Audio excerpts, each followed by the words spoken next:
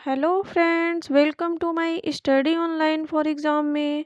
Friends, यहाँ पे आज हम बात करने वाले हैं भारतीय संविधान। इसके बारे में हम जो बहुत मोस्ट इम्पोर्टेंट सेलेक्टेड क्वेश्चंस लेके आए हैं फ्रेंड्स, संविधान से रिलेटेड, जो कि किसी भी एग्ज़ाम में यहाँ से क्वेश्चंस बनते हैं। और फ्रेंड्स, ये बहुत महत्वपूर्ण है, तो इसलिए आज हम इसके बारे में बात करेंगे।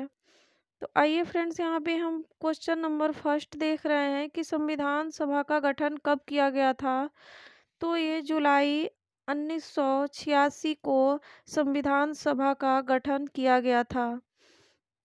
नेक्स्ट क्वेश्चन है फ्रेंड्स कि संविधान सभा की पहली बैठक कब हुई थी।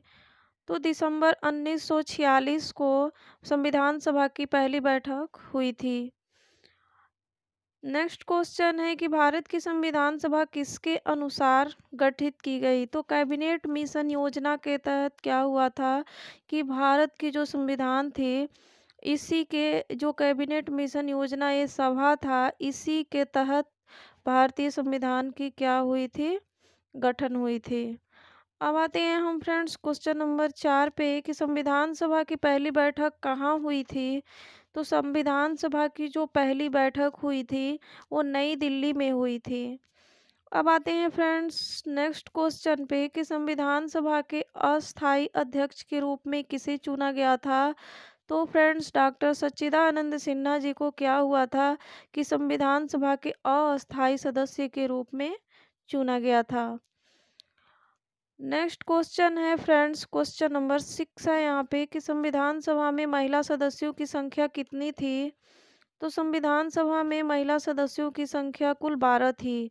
फ्रेंड्स, हमारे जो भारतीय संविधान है उसमें जो महिलाएं थी वो भाग लेने वाली, वो 12 महिलाएं थी जो संविधान सभा के सदस्यों की संख्या में नियुक्त हुई थी। वो जो है 12 महिलाएं थी फ्रेंड्स।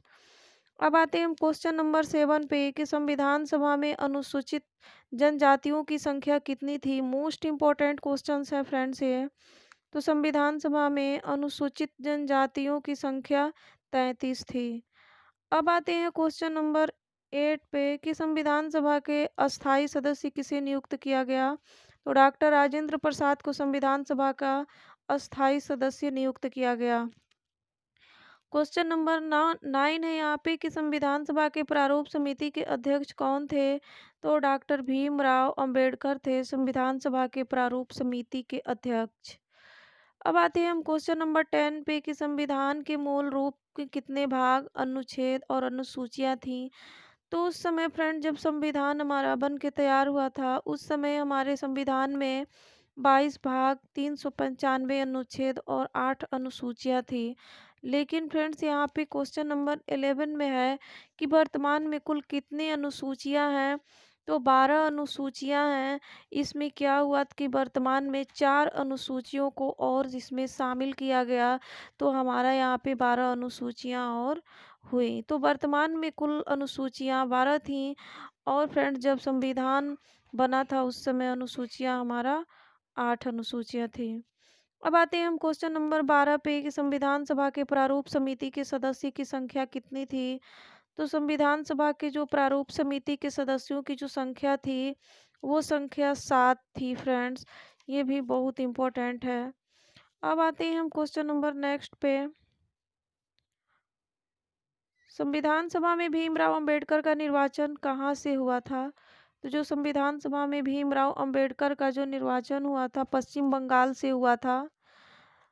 क्वेश्चन नंबर 14 है कि देश विभाजन के बाद संविधान सभा का पुनर्गठन कब किया गया था।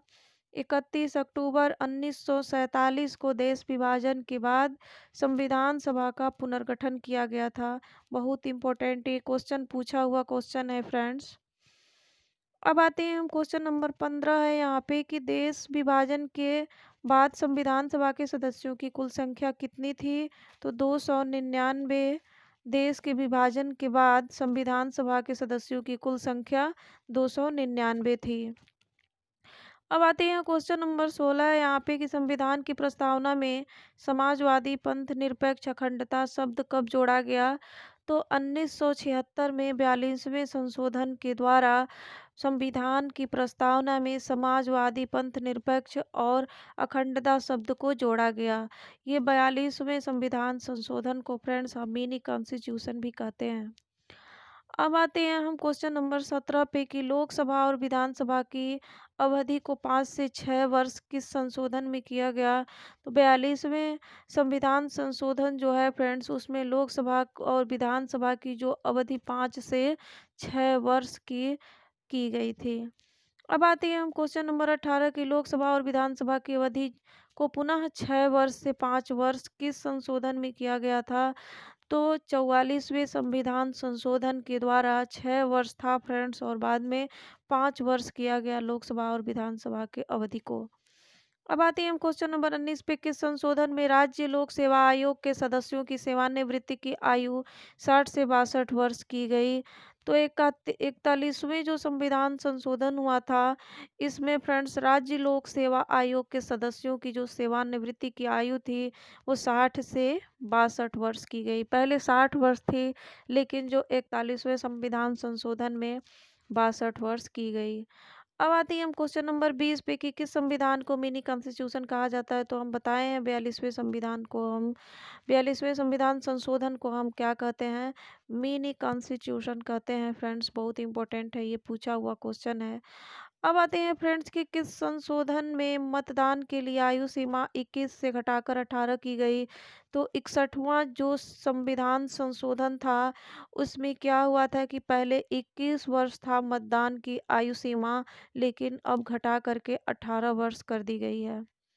अब आती है हम क्वेश्चन नंबर यहाँ पे 22 है कि दिल्ली को राष्ट्रीय राजधानी क्षेत्र के संशोधन के बाद बनाया गया था। तो जो दिल्ली की जो राष्ट्रीय राजधानी को जो है 69वां जो है संशोधन के द्वारा क्या हुआ था कि राष्ट्रीय राजधानी बनाया गया दिल्ली को। अब आते हैं फ्रेंड्स क्वेश्चन नंबर 23 की मौलिक अधिकार किसके संविधान के से लिया गया है। तो जो हमारा मौलिक अधिकार है फ्रेंड्स, जो हमारा मौलिक अधिकार है वो कहाँ से फ्रेंड्स लिया गया है, किस संविधान से लिया गया है। तो वो हमारे अमेरिका की संविधान से मौलिक अधिकार को लिया गया है फ्रेंड्स।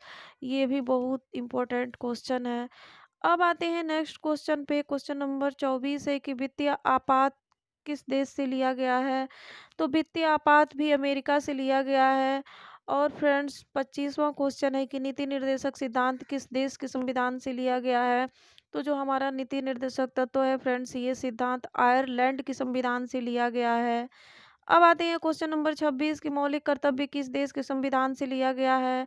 तो मौलिक कर्तव्य है वो रूस से लिया गया है फ्रेंड्स। जो रूस देश है उससे हमारा जो है जो भारत में मौलिक कर्तव्य है उसको रूस से लिया गया है। बहुत इंपॉर्टेंट है फ्रेंड्स, ये क्वेश्चन पूछता है कि कौन सी संविधान से, किस संविधान से, कहाँ से क्या लिया गया है, ये क्वेश्चंस जरूर बनते हैं। अब आते हैं क्वेश्चन नंबर 27 की संविधान संशोधन की प्रक्रिया किस देश के संविधान से लिया गया है।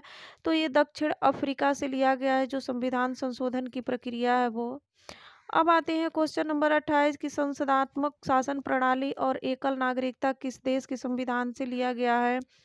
तो ब्रिटेन देश से लिया गया है फ्रेंड्स। हमारे जो संसदात्मक शासन प्रणाली है और एकल नागरिकता जो है वो ब्रिटेन देश से लिया गया है। क्वेश्चन नंबर 29 है यहाँ पे कि वित्तीय आपात किस देश के संविधान से लिया गया है। तो वित्तीय आपात अमेरिका से लिया गया है और मौलिक अधिकार भी अमेरिका से लिया गया है। अब आते हैं भारत की संसद किनसे मिलकर बनी है। तो राष्ट्रपति, राज्यसभा और लोकसभा से जो है हमारा भारत की ये जो संसद है फ्रेंड्स वो तीनों से मिलकर बना हुआ है। ये बहुत ही महत्वपूर्ण क्वेश्चन है। अब आते हैं फ्रेंड्स कि संसद का प्रथम सदन या निचला सदन क्या कहलाता है। तो लोकसभा कहलाता है ये जो संसद का प्रथम सदन या निचला सदन होता है। अब आते हैं कि संसद का ऊपरी सदन क्या कहलाता है। तो ये राज्यसभा कहलाता है फ्रेंड्स। नेक्स्ट क्वेश्चन है कि राज्यसभा के सदस्यों की अधिकतम संख्या कितनी है।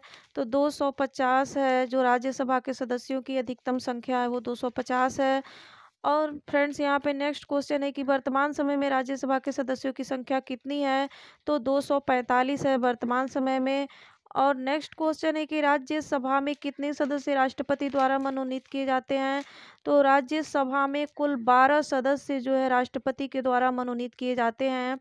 और क्वेश्चन नंबर 36 है यहाँ पे कि राज्यसभा के सदस्य बनने के लिए न्यूनतम आयु क्या है?